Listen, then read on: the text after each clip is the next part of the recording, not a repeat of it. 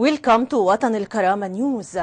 One person was killed and 7 others were wounded in car bomb in Al-Kabba city, according to an announcement by medical sources.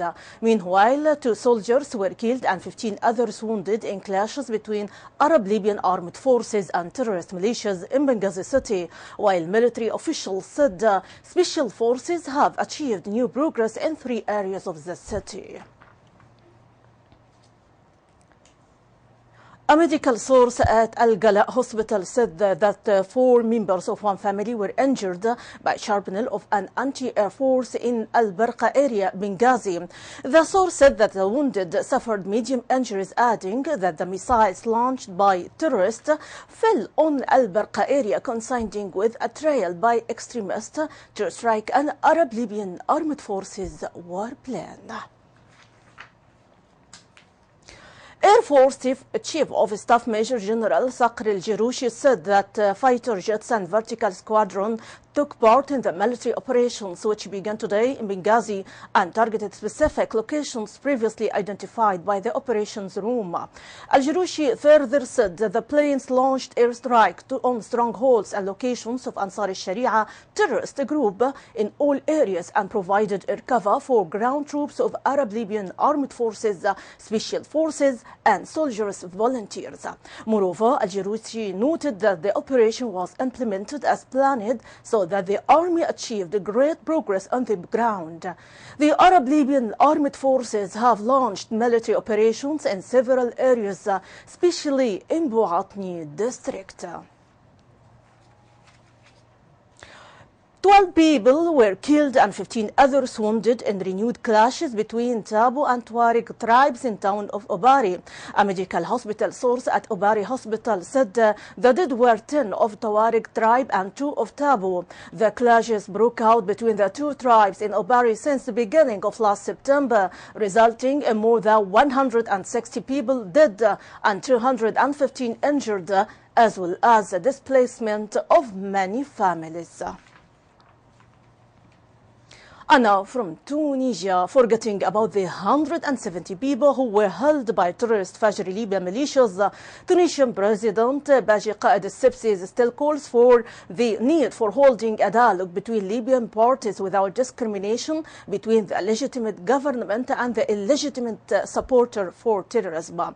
Following his talks with his Italian counterpart Sergio Mattarella, currently visiting Tunisia, al-Sibsi noted that resolving the crisis in Libya can only be achieved politically by helping the various parties to form a consensus government. For his part, Mattarella expressed his hope that Libyan neighbors, the European Union and the international community can find effective means to help Libya to get out of their current crisis. European parliamentarians criticized what they described as a military security vision under which the European Union is dealing with illegal immigration file, especially in the Mediterranean. For his part, European parliamentarian Eva Joly stressed that the attempt to address the smugglers' problem conceals a sense of European failure, especially for developing a policy capable of draining sources of immigration and dismantling the smugglers' network. The meantime, Joly regretted the lack of solidarity with the agenda announced by the EU Commission on Wednesday, especially regarding the allocation of quotas for sharing immigrants and distributing them among the European countries. And now from Yemen, terrorist Houthi group called on the UN envoy to Yemen, Ismail Wel-Sheikh, to engage Iran in any peace talks.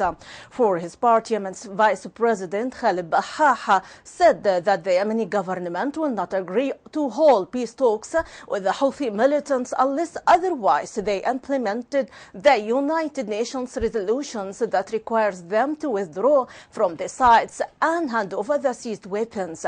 The United Nations had hoped all Yemeni parties, including Houthis and Riyadh-based government of President Abdurrabbu Mansour Hadi, would join talks in Geneva later this month to try to end months of fighting.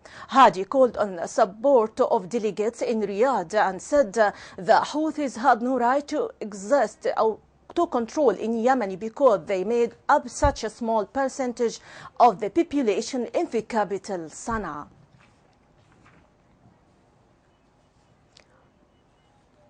UN Secretary General Ban Ki-moon today voiced disappointment at the failure to extend a humanitarian ceasefire in Yemen. Saudi-led forces resumed military operations in Yemen after a 5-day ceasefire ended late on Sunday, and Yemen's government in Riyadh and the Houthis blamed each other for a failure to renew the truce. The ceasefire ended despite appeals by the United Nations and rights groups for extra time to allow badly needed humanitarian supplies into the country of 25 million people. The UN Secretary General told a media briefing in South Korea that he urged all parties to address all the pending issues through a political dialogue. And now from Saudi Arabia, the General Authority for Affairs of Al-Haramain Al-Sharifain, the two holy mosques, announced the postponement of Al-Kaaba washing due to be done in the usual time in the first of Sha'ban month. The General Authority for Affairs of the two holy mosques didn't reveal the reason behind the postponement, but the Saudi authorities are currently performing expansion work around Al-Kaaba, which began there in November and will take at least 3 years to be finished. A peaceful protest turned violent today in Burundi's capital when police fired tear gas and beat protesters who demanded the president end his bid for a third term. Hundreds marched through the Bujumbura streets holding banners reading, "We are determined to stay in the streets until he rejects his candidacy," referring to President Pierre Nkurunziza. At least 8 of protesters were dragged away by police. Some in the crowd responded by belting officers with stones and rocks. Rights groups said at least 20 people have died in 3 weeks of clashes between security forces and protesters who say Nkurunziza's ambitions violate the constitution and a peace deal that ended an ethnically fueled civil war in 2005.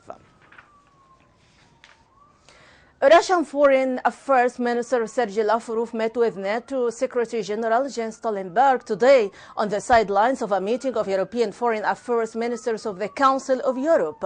Speaking before the meeting, Lavrov said contacts and mechanisms for cooperation between Russia and the European Union were very intensive and wide-ranging. For his part, Stoltenberg said he had told Lavrov that Russia must withdraw all troops and heavy weapons from Ukraine and end its support for separatists.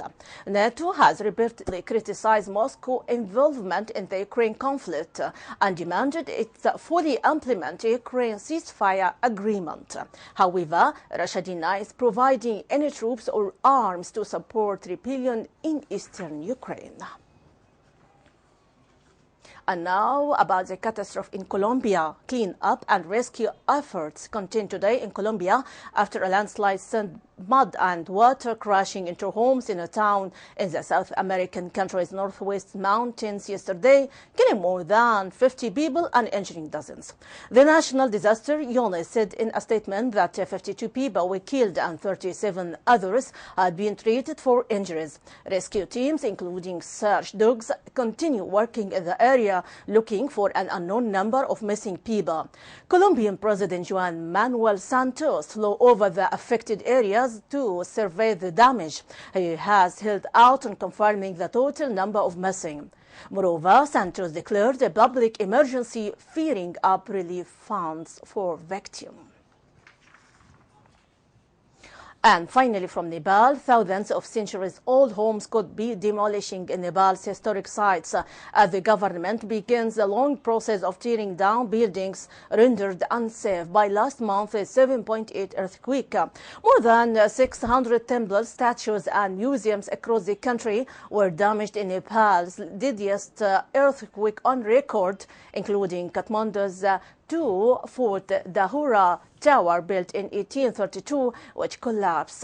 The government has pledged to restore the damaged monuments, a magnet for foreign tourists, but hundreds of private houses that authorities deem a risk to passers-by in Dakpur, one of several quick-hit medieval cities, may face the wrecking ball, raising fears among the conservationists that Nepal's heritage will be lost in rush to rebuild. My audience, that is a wrap-up of our top story for today. For much more, you can check our website www.watanilkarama.tv. Thanks for being with us. See you.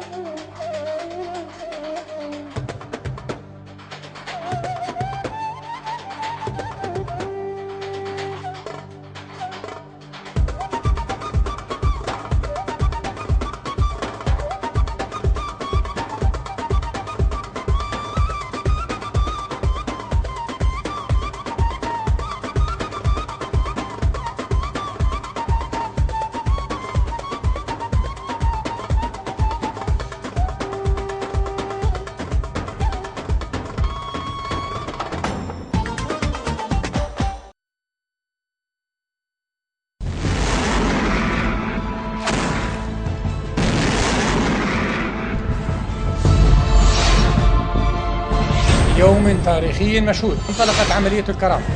لقد استكبروا وتعنتوا، لكن القتال كتب علينا وهو كره لنا.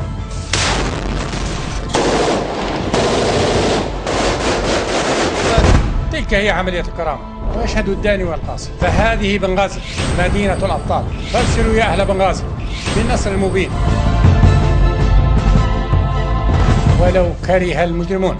نتوجه بالتحية والتقدير، فتحية لجمهورية مصر العربية وللمملكة الأردنية الهاشمية ولدولة الإمارات العربية المتحدة والمملكة السعودية. ونبشر قتلة أطفالنا الذين سقطوا بأن ردنا سيكون نارا حامية. عدوا أنفسكم جميعا للعيش فيها بأمن وسلام.